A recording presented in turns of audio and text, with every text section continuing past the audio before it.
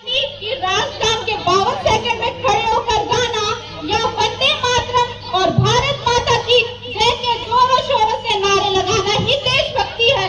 क्योंकि महोदय, स्थिति है जहाँ नीति, नियम और नैतिकता जैसे मूल्यों की धज्जियां उड़ा के लोग मुझे नजर आते हैं। ये वो स्थिति है जहाँ सत्य, अहिंसा, सदाचार, सत्य, सैन्य जैसे मूल्य कोड़ियों के भाव लोग बेचते मुझे नजर आते हैं। ये वो स्थिति है जहाँ घर में दो सगे भाई भी शांति, अमन और चैन के साथ बड़ी मुश्किल के साथ जीते नजर आते हैं। जिस देश का नौजवान युवा व्हाट्सएप, फेसबुक और इंस्टाग्राम जैसी सोशल नेटवर्किंग साइट्स पर चैटिंग, फ्लर्टिंग और सेटिंग के महाजाल में फंसे नजर आते हैं, मुझे तकलीफ तब होती है जब आज का नौजवान युवा जिसके कंधों पर जिम्मेदारी है राष्ट्रीय पार्ट की, वही युवा आज पबजी गेम में डूबा और शराब की लत में भीगा नजर आता है। पबजी गेम में डूबा और शराब की लत में भीगा नजर आता है। तो मैं युवाओं से कहना चाहूंगी, मोह निद्रा में सोने वाले लोगों, अब भी वक्त है, जाग जाओ। इससे पहले तुम्हारी नींद गई, इस रात को ही ना ले डूबे कोई। और जिस मुल्क को खतरा ना हिंदुओं से है और ना ही मुसलमानों से, और जिस मुल्क को खतरा है तो सिर्फ बेईमानों और गद्दारों से है। एक सेना में सैनिक बनकर ज्यादा ही देशभक्ति नहीं होती, क्योंकि आजादी के पूर्व बात कुछ और थी और आज बात कुछ और है। अब रानी लक्ष्मीबाई से लेकर शहीद आजम वीर भगत सिंह तक इन्हें हम देशभक्त कहते हैं। महोदय, आज मैं देशभक्त कहूँ तो किसे कहूँ? अपने परिवार, समाज और राष्ट्र के प्रति आत्मसमर्पण का भाव है देशभक्ति।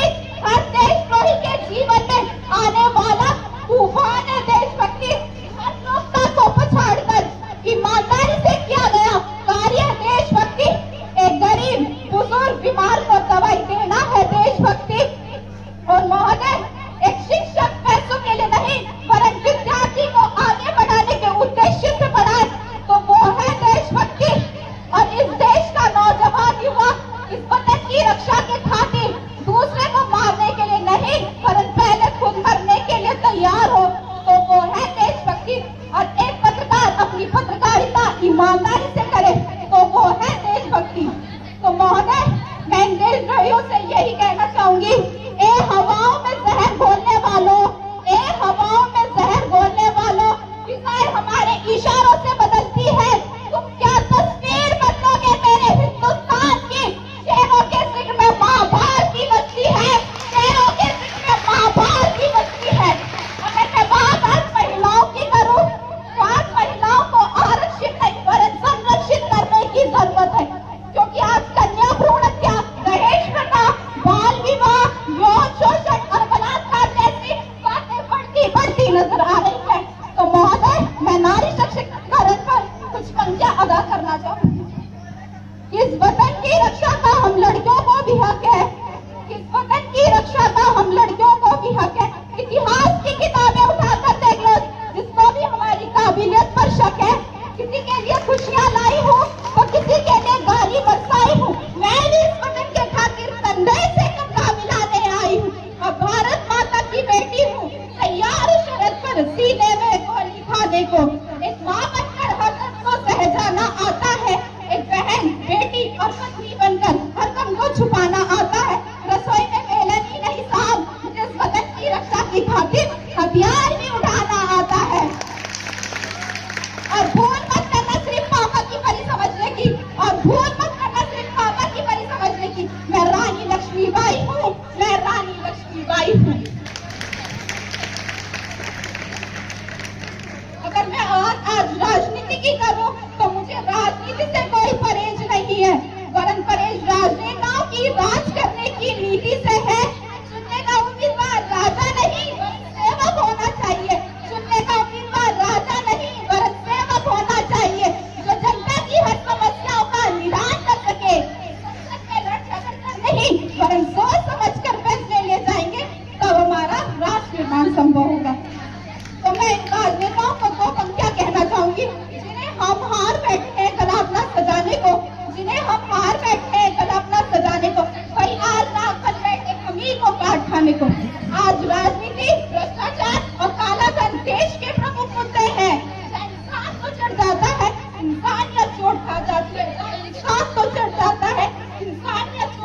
चाहती हूँ।